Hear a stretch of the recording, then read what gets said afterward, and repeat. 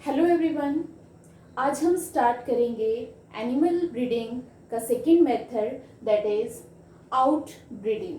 Last video में हम discuss कर चुके हैं इन ब्रीडिंग और हमने देखा कि इन ब्रीडिंग में जो मेन हमने पॉइंट वहाँ पे नोट किया कि 4 to 6 जनरेशन कॉमन एंसेस्टर होना चाहिए। तो और उसमें हमें उसकी बहुत सारी एडवांटेजेस और डिसएडवांटेजेस भी हमने स्टडी की। तो अब हम करेंगे study out breeding.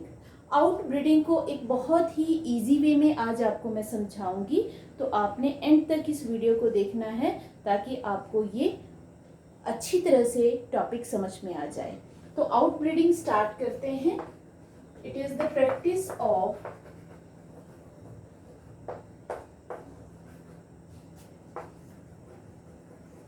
Breeding between animals having no common ancestor up to 4 to 6 generations। यहाँ पे अब सबसे मेन पॉइंट है कि यहाँ में उन ऑर्गेनिजम्स के बीच में ब्रीडिंग होती है जिनका 4 to 6 जनरेशन एंसेस्टर कॉमन नहीं होता। और इन ब्रीडिंग में हमने देखा था कि जिनमें 4 to 6 जनरेशन जो है एंसेस्टर कॉमन होता है। तो आउट ब्रीडिंग में हम मेन ध्यान रखेंगे यहाँ पे कि 4 to 6 जनरेशन जो एंसेस्टर है वो कॉमन नहीं होगा। अब किस किस तरह से आउट ब्रीडिंग परफॉर्म की जाती है तो देख लेते हैं इसके types. There are 3 basic type, that is outcrossing, second one is crossbreeding, and third one is interspecific hybridization। तो यहाँ पे हम देख रहे हैं there are 3 types, outcrossing, cross breeding and interspecific hybridization. इन तीनों में हम देखेंगे कि no ancestor should be common 4 to 6 generation. तो स्टार्ट करते हैं हम वन बाय वन। सबसे पहले हम स्टार्ट करते हैं विथ आउट क्रॉसिंग। तो आउट क्रॉसिंग जो है इसके बारे में हम पिछले वीडियो में भी थोड़ा सा हम डिस्कस कर चुके हैं। तो स्टार्ट करते हैं आउट क्रॉसिंग। बहुत ही इंपॉर्टेंट है आउट क्रॉसिंग। क्या किया जाता है इसमें? Meeting is done between the animals of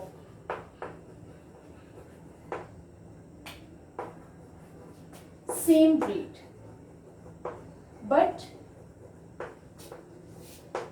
no common ancestor on both sides। अब यहाँ पे क्या किया जाएगा? आप सबसे पहली बात यहाँ पे याद रखेंगे आउट क्रॉसिंग में कि यहाँ जो मीटिंग हो रही है that is between the animals of same breed. लेकिन दोनों जो ब्रीड्स हम यहाँ पे मीटिंग के लिए यूज कर रहे हैं उनमें दोनों साइड में एंसेस्टर 4 to 6 जनरेशन कॉमन नहीं होना चाहिए। तो ये किस तरह से परफॉर्म करवाया जाता है? तो यहाँ पे आप देख सकते हैं हम 2 ग्रुप अज्यूम करके चलते हैं कि ये 2 ग्रुप है एनिमल्स के जो कि अलग अलग स्टेट्स में है। ये एक स्टेट में है, ये हम ए और बी डिनोट कर देते हैं। ये ए स्टेट में है और ये बी स्टेट में है और ये है इसके बहुत सारे ऑर्गेनिज्म। तो जैसे कि हम एक एग्जांपल लेके चल रहे थे काऊ का, कैटल्स का, जिसमें जो हॉर्न्स बहुत बड़े बड़े होते हैं, वो हम सभी ने देख रखी हैं, इसीलिए उस कॉमन एग्जाम्पल को मैं यहाँ पे यूज़ कर रही हूँ। तो ये दो ग्रुप हैं अदर स्टेट्स में, यहाँ पे भी उनके कैरेक्टरिस्टिक्स वही हैं, यहाँ पे भी कैरेक्टरिस्टिक्स वही हैं, बट ऑब्वियसली इनके एंसेस्टर इसी हर्ड के अंदर के होंगे, इनके एंसेस्टर इसी हर्ड के अंदर के होंगे, तो इनमें 4 to 6 जनरेशन एंसेस्टर कॉमन नहीं है। तो यहाँ पे अगर इसके एनिमल्स की ब्रीडिंग जो है इसके साथ करवाई जाती है, तो वहाँ पे जो नया ऑर्गेनिज्म हम फॉर्म करते हैं दैट इज नोन एज आउटक्रॉस। उस जो ऑर्गेनिज्म की हमने यहाँ पे फॉर्मेशन की है, जिसका प्रोडक्शन होगा, उसको ही नाम दिया जाता है आउटक्रॉस। तो आउटक्रॉस में क्या होगा, दोनों ही पॉपुलेशन की कैरेक्टरिस्टिक्स जो है, हालांकि कैरेक्टरिस्टिक्स सेम हैं, लेकिन फिर भी इसकी जो प्रोडक्टिविटी होगी वो बढ़ जाएगी, क्योंकि इसको करवाने का मेन रीज़न ही होता है प्रोडक्टिविटी को इंक्रीज करना। तो इसका क्या इम्पोर्टेंस है,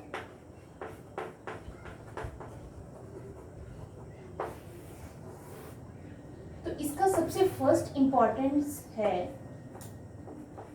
टू इम्प्रूव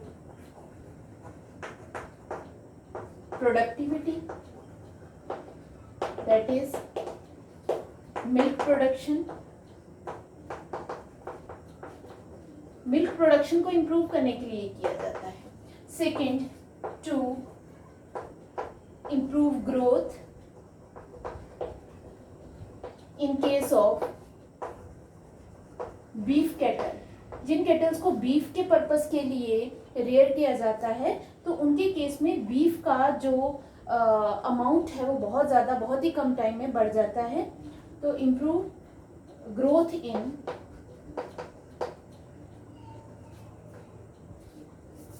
बीफ कैटल। अब लास्ट वन बहुत ही इंपॉर्टेंट है, जो एग्जाम्स में बहुत बार आता है आपको, that is to overcome inbreeding depression, जो कि हम लास्ट वीडियो में बहुत ही अच्छे ढंग से हमने किया था एक्सप्लेन, इनब्रीडिंग डिप्रेशन। तो इनब्रीडिंग डिप्रेशन आपको बताया था कि कॉन्टिन्यूसली एक ही ग्रुप में ब्रीडिंग होने की वजह से उसके जो एनिमल्स होते हैं उनमें जो उनकी प्रोडक्टिविटी होती है, उनकी ईल्ड होती है और फर्टिलिटी होती है, वो कम होती जाती है। तो उस चीज़ को ओवरकम करने के लिए या उसको रीस्टोर करने के लिए जो है आउट क्रॉसिंग को परफॉर्म करवाया जाता है। तो आपने यहाँ पे याद रखना है, to restore fertility, productivity and yield in case of inbreeding depression, out crossing is performed. बहुत बार एग्जाम्स में क्वेश्चन आता है, तो that is out breeding. Now let's start with next, that is cross breeding. Cross breeding में आप सभी ये याद ही रखेंगे कि एंसेस्टर कहीं पे भी कॉमन नहीं होगा, लेकिन क्रॉस ब्रीडिंग में डिफरेंट क्या है,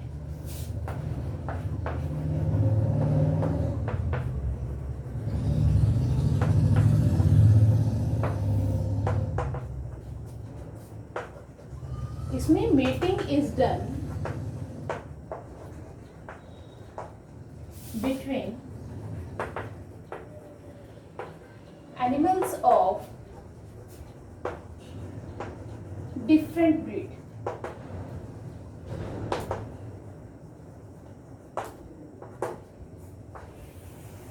यहाँ पे ब्रीड ही डिफरेंट है, और ऑब्वियसली अगर ब्रीड ही डिफरेंट है तो एंसेस्टर कॉमन नहीं हो सकता। तो इसकी वजह से क्या होता है, इसमें हम क्या परफॉर्म करते हैं, तो इसमें क्या करते हैं, superior male of one breed and superior female of another breed, इन दोनों की मीटिंग जो है परफॉर्म करवाई जाती है। और जब इनकी मीटिंग परफॉर्म होती है तो इस केस में जो भी ऑर्गेनिजम्स हैं प्रोड्यूस होते हैं हैविंग डिजायरेबल कैरेक्टरिस्टिक्स। जो भी आप चाहते हैं कैरेक्टरिस्टिक्स दोनों ही ब्रीड्स की वो उसमें प्रेजेंट होंगी। तो इस तरह से प्रोडक्शन होता है क्रॉस ब्रीडिंग में कि सुपीरियर मेल जो है एक ब्रीड का सिलेक्ट कर लिया और सुपीरियर फीमेल जो है दूसरी ब्रीड की सिलेक्ट कर ली, और उनके बीच में जब मीटिंग परफॉर्म हुई तो उसमें जो भी ऑर्गेनिजम्स का प्रोडक्शन हुआ वो ऐसे होंगे जिनमें डिजायर्ड कैरेक्टरिस्टिक्स प्रेजेंट होंगी। अब जो ये ऑर्गेनिज्म यहाँ पे प्रोड्यूस किए हैं इनसे हम क्या क्या बेनिफिट ले सकते हैं वो देखते हैं आगे।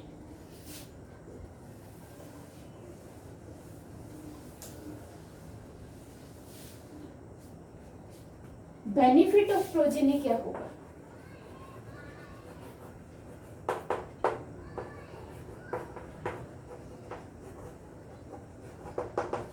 यहाँ पे बेनिफिट ऑफ प्रोजेनी सबसे पहला बेनिफिट है यूज्ड फॉर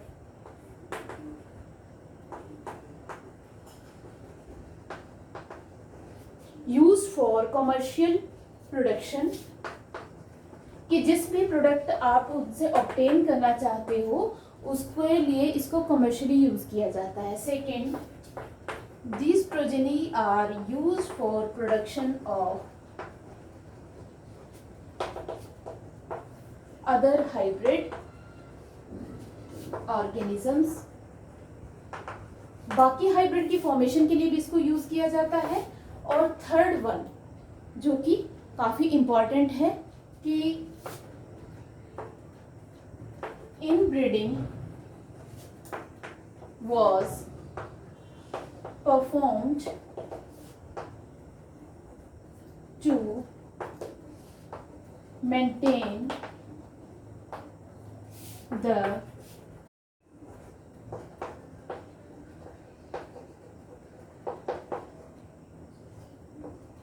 अब यहाँ पे क्या किया जाता है, इनब्रीडिंग परफॉर्म करवाई जाती है ताकि जो डिजायर्ड कैरेक्टरिस्टिक्स हैं वो मेंटेन रहें in the next generation.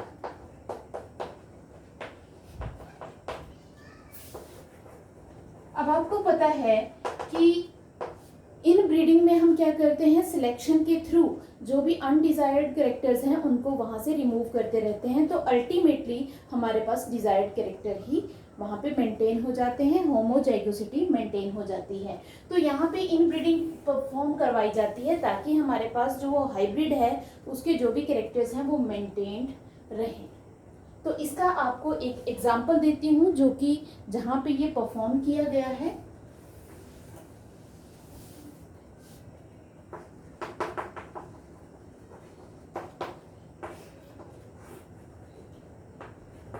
Bikaneri use and merino Reigns,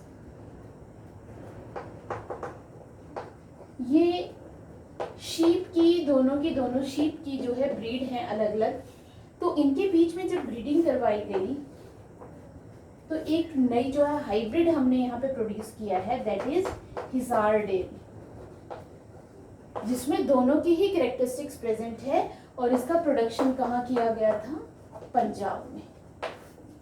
काफी बार इसका एग्जाम्पल भी पूछा जाता है आपसे। तो let's start with the third type, that is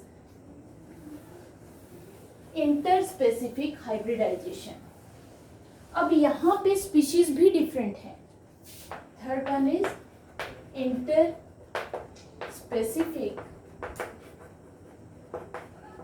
hybridisation.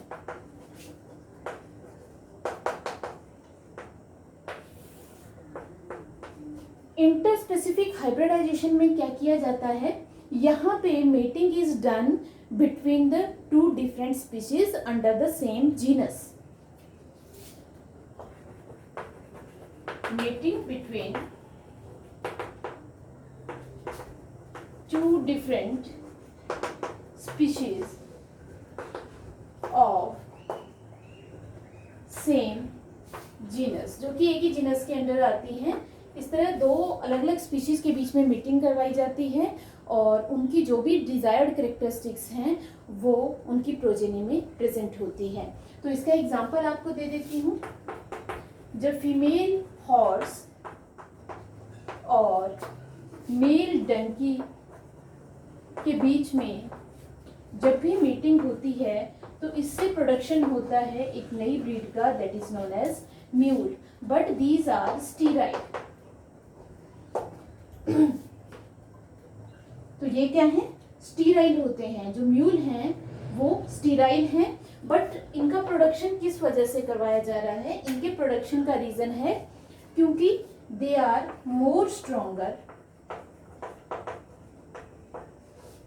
Then parents and used to carry burden in mountain areas।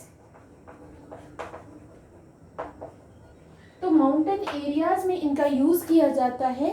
किस लिए यूज किया जाता है? इनका बर्डन कैरी करने के लिए। तो हमारी आर्मी लार्ज स्केल पे म्यूल का यूज करती है, इसीलिए इसका प्रोडक्शन भी लार्ज स्केल पे किया जाता है, क्योंकि वहाँ पे रोड्स अवेलेबल नहीं होते, तो इनको बर्डन कैरी करने के लिए यूज़ किया जाता है। तो आज हमने डिस्कस किया what are the types of outbreeding और उनमें क्या क्या उनकी इम्पॉर्टेंस है।